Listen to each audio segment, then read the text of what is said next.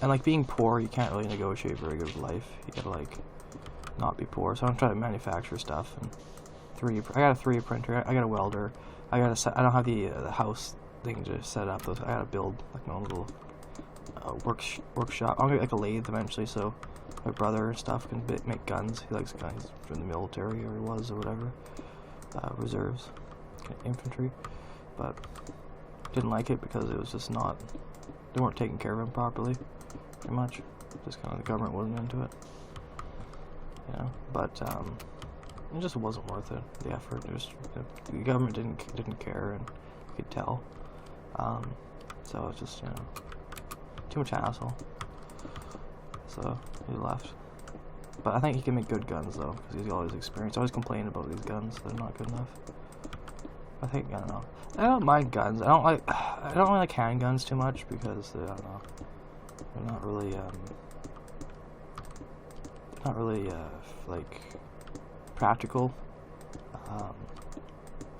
Like, what I mean, like they're very practical for like concealing and like, you know, they're very good for people versus people, you know, and like just a whatever environment. Very easy to, but they're not really practical against like a bear, unless it's like a Magnum. But then again, it's like, well, just get a rifle. But then again, it's up in like a lot the north and stuff. It makes sense, but like big Magnums, but little pew handguns. There's, I don't know. Like rifles, just I don't know. It's just better marksmanship, and I don't know. I think more people should be shooting guns. I think though, like I think more people like not like what's the word, unregulated, but like, you know, have like people learn marksmanship and like danger management. Basically, is a very transferable skill that's very underappreciated.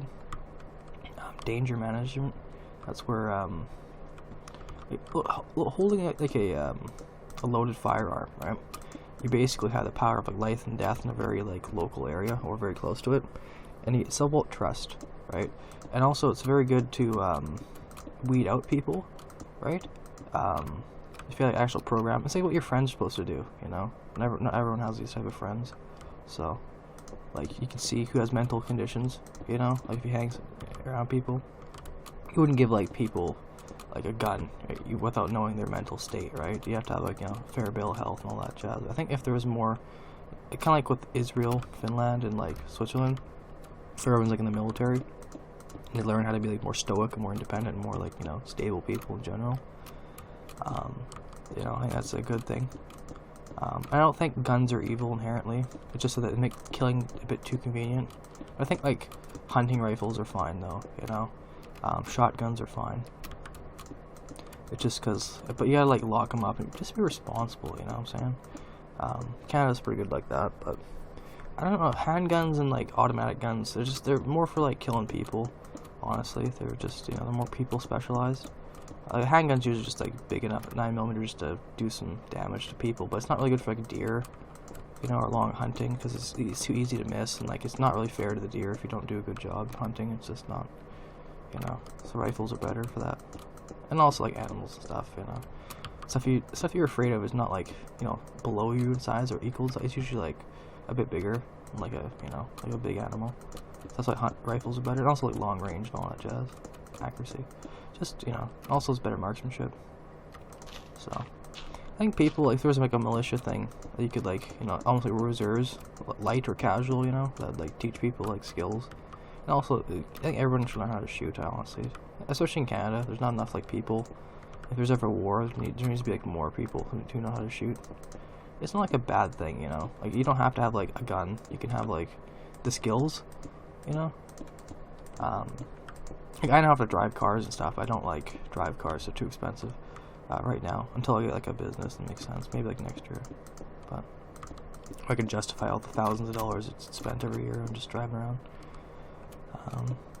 You know, I only go to town like every once a month, I think. Other than like a small town, and like living in like, I don't know. I kind of like the quiet nature of it, kind of peaceful. I don't like the chaos of the rat race. I also like private too, kind of like when you have a bunch of money too. You just don't want, you wanna, you know, you like your privacy basically. I like my privacy. So, yeah, I don't know. Just think guns are okay, but like not all guns should be for I think like automatic guns should be for like military purposes and should be treated as such with like special permission, you know what I'm saying? Like say you have a shooting range and it's all good and whatever. So, say like you're gonna give us a government help, I guess, or something close to it. Like, I don't know about that, but like an arms specialist. I think there's special permits you can get in Canada, but stuff like that. But I think it's a pretty good balance in Canada.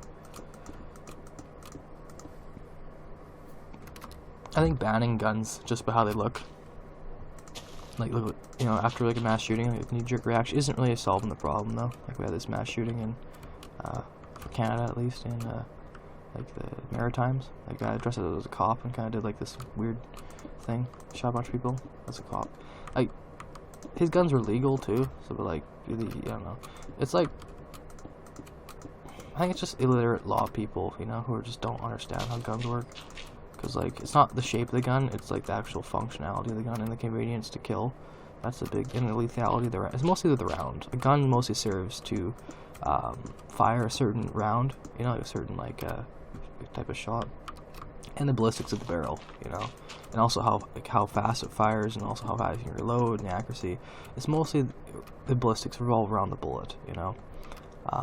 That's the whole job of the gun, is to shoot a bullet. So it really depends on the bullet, its lethality, its range, its accuracy, and you know, not like the looks. That's like a red herring, right? So, you know, the like hunting rifles, you know, like 5-6 rounds, something like that, and like, yeah, they're very lethal, yeah, but they're not like, you know, you don't have like 20 rounds and ready to go automatic, you know, or very close to it. So they're more, you know, more purpose for. You don't want to have like 2 rounds, and you like, you know, 5's a good, you know, for getting the job done, but it's not like, you know, if you can't hit the thing in 5 shots, you're pretty bad. Put it that way. But I do think people should like learn how to use automatic weapons, if they're interested in like, you know, doing more malicious stuff. But I think everyone should learn how to shoot in Canada, because it's just such a good danger management. It's a transferable skill. It gets you like ready for actually to do risks. Like John F. Kennedy was a PT boat driver, or whatever. He knew risks, right? You have to do things in life. Life isn't like safe. You have to take risks, you know, especially if you want to do ambitious things. Especially for Canada, the country needs to grow. I think it's too small. Population's got a lot of potential, but not a lot of ambitious people are coming out of it nowadays. Like there's not a lot, like there's some people who are really ambitious, but there's not people who, like, I don't know, we're getting too like soft in like certain aspect. We're getting too comfortable, I think. Not soft, but we're getting too comfortable in Canada. We're getting like we're not paying our bills properly. We're in debt, literally, the country.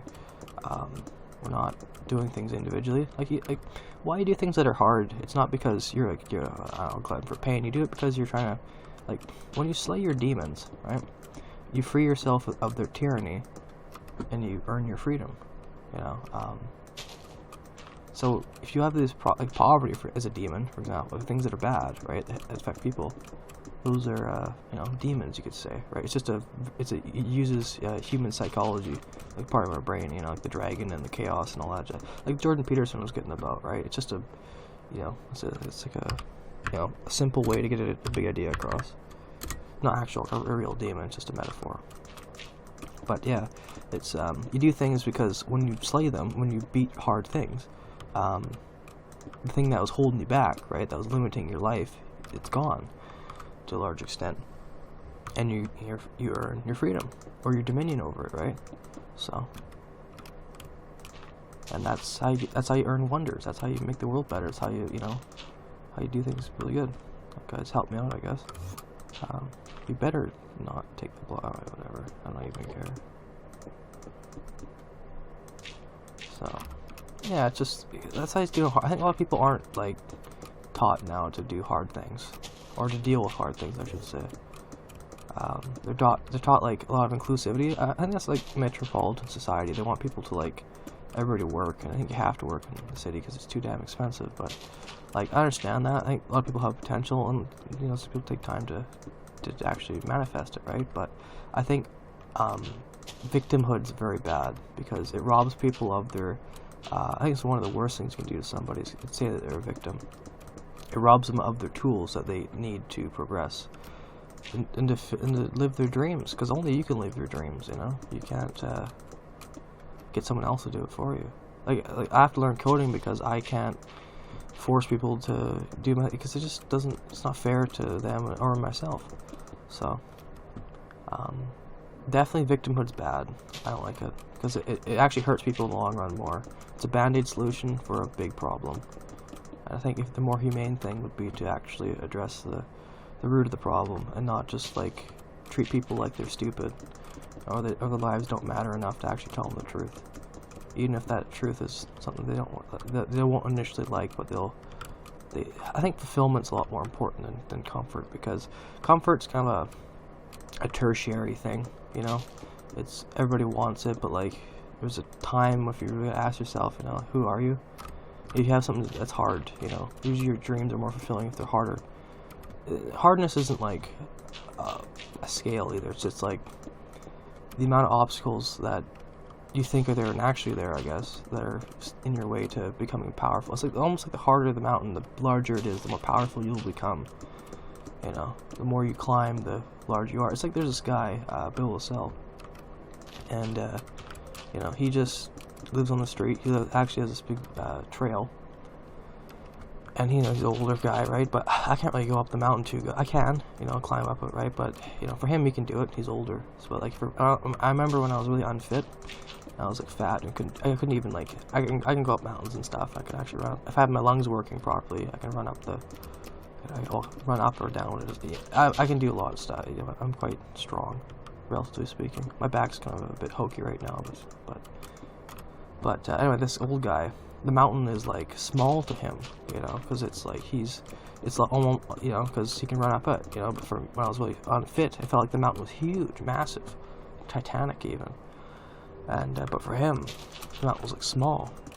The mountain stayed the same size, so the mountain didn't change size, but our abilities did. It was like he was a giant because he strode on the mountain, as if it were small. So as much as you can reflect on that, it's a very interesting perspective because it's true for a lot of things. I just had a little epiphany, but I realize also that applies to more than just the mountain. That's why I don't tell people they're victims, because they'll never be the giant. You say that mountain's hard, it's easy to quit, They'll never dig in. They'll never fight for what they really want. And only they know what they want, Only they can really live it. That's the freedom to live, The freedom to have your abilities, the chance to fight for what you love, pretty much. I think that's at the core of democracy, really. The freedom of expression at its truest extent. The body that you manifest will be your potential. That's your true self. That's always every day. If you really want to listen to yourself, it's pretty brutal, but there's no one. There's no better critic about your dreams than yourself. If you stop being a victim, you can really listen to that, and you can really, understand that you're gonna die. And that's the first step, I think, to really getting serious about taking the time to really work. Realizing that you can't just have infinite, whatever's. It doesn't matter. Everything does matter.